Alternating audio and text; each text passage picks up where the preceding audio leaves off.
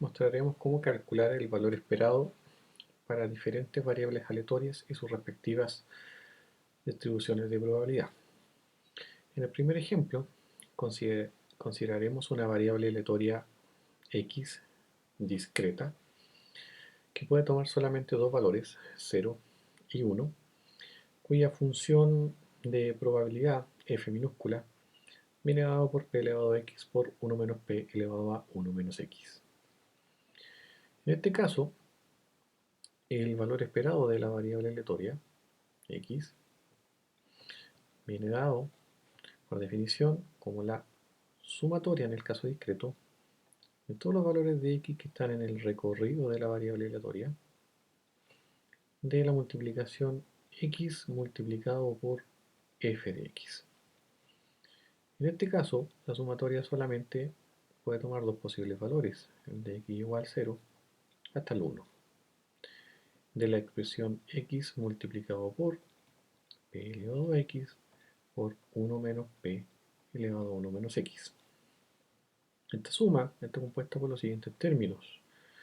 El primero de ellos en donde reemplazamos el x por un 0, que nos va a quedar 0 por p elevado a 0 por 1 menos p elevado a 1, más el segundo término donde reemplazamos el x por un 1, y nos va a quedar 1 por p elevado a 1 por 1 menos p elevado a 0.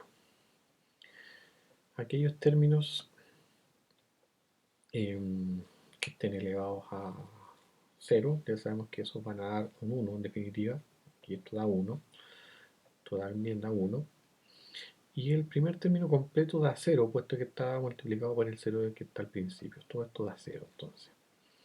Lo único que sobrevive, si que nos damos cuenta, es el p elevado a 1 o simple y sencillamente p. Por lo tanto, en este caso particular, el valor esperado de esta variable aleatoria con esta distribución de probabilidad es simple y sencillamente el numerito p, entendiendo que el numerito p, como habíamos visto en un video anterior, es un número real que se mueve entre el 0 y el 1. En estricto rigor, p es una probabilidad por si acaso. De esa forma entonces hemos calculado el valor esperado p para esta variable aleatoria. Ahora bien, si consideramos un siguiente ejemplo, una variable aleatoria también discreta, que se rige por esta función de probabilidad, la e elevado a menos lambda por lambda elevado a x, partido todo por x factorial, donde el x es un número, son números reales que se mueven desde el 0 y de ahí en adelante va aumentando de 1 en 1 sin una cuota superior.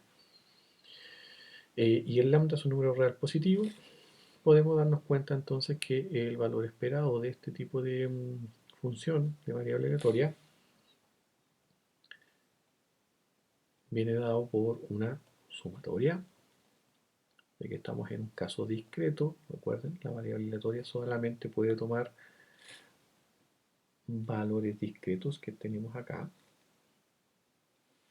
y esta sumatoria, por lo tanto, va a estar dada desde el x igual a 0 hasta el más infinito de x multiplicado por la función e elevado a menos lambda por lambda elevado a x partido por x factorial.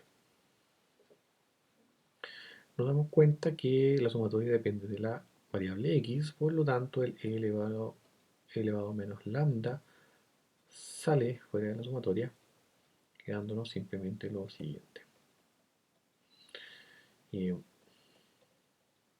ahora bien, el primer término de esta sumatoria se obtiene cuando x vale 0. Por lo tanto, el primer término de esta sumatoria va a dar 0, porque 0 multiplicado por lambda elevado a x dividido por 0 factorial da como resultado 0. Eso quiere decir entonces que para este caso, la sumatoria nosotros la podemos considerar desde el x igual a 1 en adelante, en estricto rigor, porque el primer término se anula. Bien, ahora nosotros sabemos que x factorial lo podemos escribir de la siguiente manera, como x multiplicado por x menos 1 factorial. Por ende, podemos simplificar esta x de acá con la x que está ahí arribita y nos va a quedar e elevado a menos lambda multiplicado por la sumatoria que va desde el 1 hasta el más infinito, simple y sencillamente de lambda elevado a x partido por x menos 1 factorial. Además, nosotros sabemos perfectamente que podemos escribir lambda elevado a x de la siguiente manera, como lambda multiplicado por lambda elevado a x menos 1, por propiedades de las potencias. Eso entonces nos lleva a pensar que esto se puede escribir como lambda e elevado a menos lambda por la sumatoria desde x igual a 1 hasta el más infinito de lambda elevado a x menos 1. Así tenemos el lambda elevado a x menos 1 con el lambda que está acá afuera y nos da lambda elevado a x partido por x menos 1 factorial. De aquí nos damos cuenta que podemos crear una variable auxiliar llamada y la podemos definir como x menos 1. De esta forma, cuando el x vale 1, el y vale 0. Por lo tanto, me permite a mí escribir lo siguiente.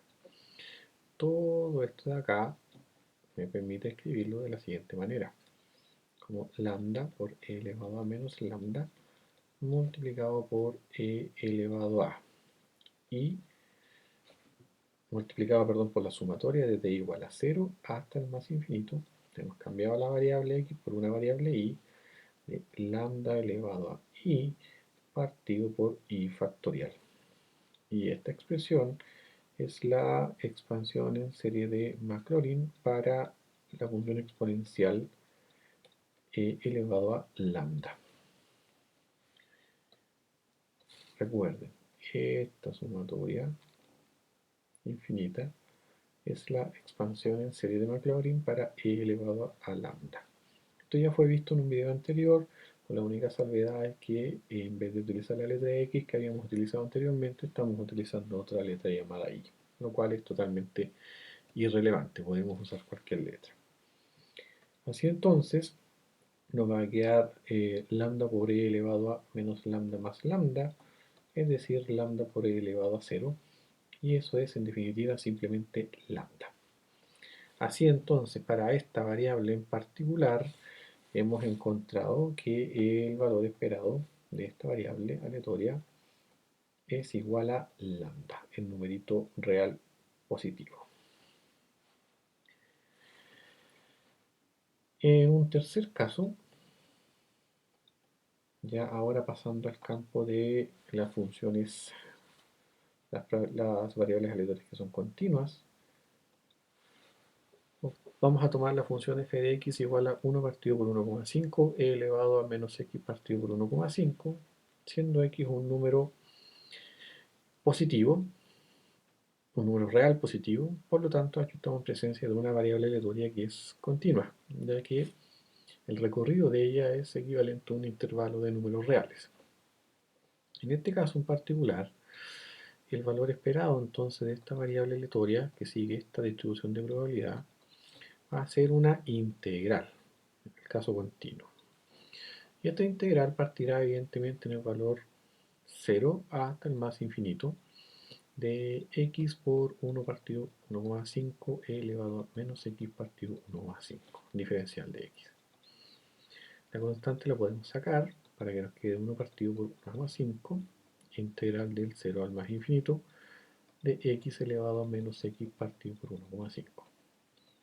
Como ya podrán intuir ustedes, esta integral va a ser resuelta mediante una función gamma, y para eso nosotros sabemos que debemos hacer un cambio de variable.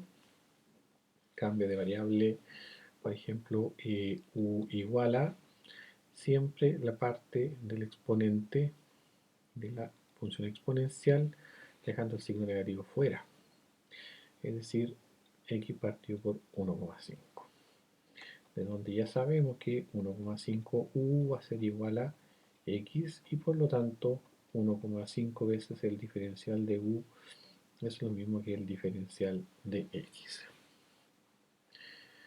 De esa forma, entonces, de esa forma, tenemos claro que cuando el x vale 0, el u también vale 0. Y cuando el x se va al más infinito, el u también se va al más infinito.